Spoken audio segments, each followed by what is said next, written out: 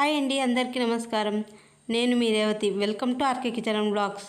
ఈరోజు మనం సింపుల్గా టేస్టీగా పచ్చిమిర్చి పచ్చడి ఎలా చేసుకోవాలో చూద్దామా. స్పైసీగా పచ్చిమిర్చి పచ్చడి అన్నంలోకి కలుపుకొని తింటే టేస్ట్ అయితే చాలా బాగుంటుందండి. ఇప్పుడు స్టవ్ వెలిగించి స్టవ్ మీద కడాయి పెట్టుకోవాలి. కడాయిలోకి ఆయిల్ వేసుకోవాలి. ఆయిల్ వేడయ్యాక ఇప్పుడు ఆయిల్లోకి 1/2 టీ స్పూన్ మెంతులు, 1 స్పూన్ మినప్పప్పు, 1 స్పూన్ శనగపప్పు, 1/2 టీ స్పూన్ జీలకర్ర, 1/2 టీ స్పూన్ ఆవాలు, వీటన్నిటిని బాగా ఫ్రై చేసుకోవాలి.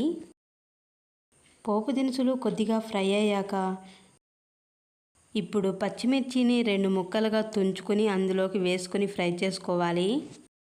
నేను పచ్చిమిర్చిని కారం మీడియంగా ఉన్నవి తీసుకున్నానండి. పచ్చిమిర్చి కొద్దిగా ఫ్రై చేసుకొని పొట్టు తీసుకున్న తెల్లగడ్డలు వేసి ఫ్రై చేసుకోవాలి. తెల్లగడ్డలను పొట్టు తీయకుండా అలాగే అయినా వేసుకోవచ్చండి. ముందుగా చింతపండుని శుభ్రంగా కడిగి ఇందులోకి వేసుకొని ఫ్రై చేసుకోవాలి. పచ్చిమిర్చిని కొద్దిసేపు ఫ్రై చేసుకొని మూత పెట్టుకోవాలి. మధ్య మధ్యలో మూత తీస్తూ పచ్చిమిర్చిని బాగా ఫ్రై చేసుకోవాలి, లేదంటే కింద మాడిపోతుందండి. ఇప్పుడు మూత తీసి వీటన్నిటిని బాగా కలుపుకోవాలి.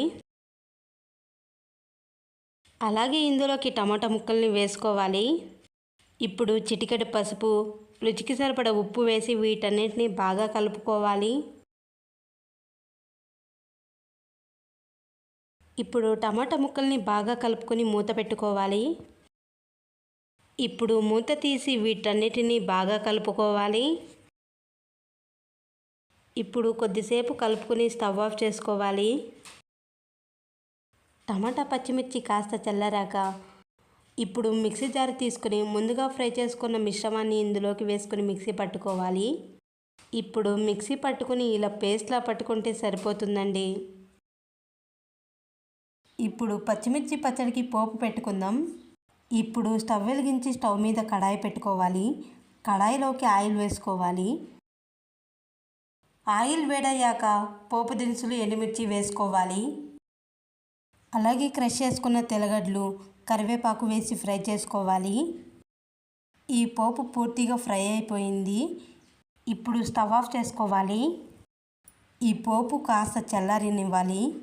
పోపులోకి పచ్చిమిర్చి పచ్చడి వేసుకొని కలుపుకోవాలి. అంతేనండి, సింపుల్గా టేస్టీగా పచ్చిమిర్చి రెడీ అయిపోయింది.